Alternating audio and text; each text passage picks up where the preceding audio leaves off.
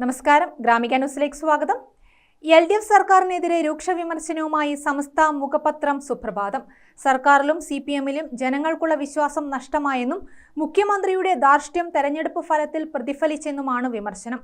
SFI അക്രമ രാഷ്ട്രീയവും തെരഞ്ഞെടുപ്പിൽ തിരിച്ചടിയായെന്നും സുപ്രഭാതത്തിന്റെ മുഖപ്രസംഗത്തിൽ പറയുന്നു. ഭരണത്തിലുള്ള ഇടതുമുന്നണിയിലും നേതൃത്വം നൽകുന്ന CPM-ലും ജനങ്ങൾക്കുണ്ടായിരുന്ന വിശ്വാസത്തിൽ വലിയ ഇടിവ് സംഭവിച്ചിരിക്കുന്നുവെന്നാണ് മുഖപ്രസംഗം പറയുന്നത്.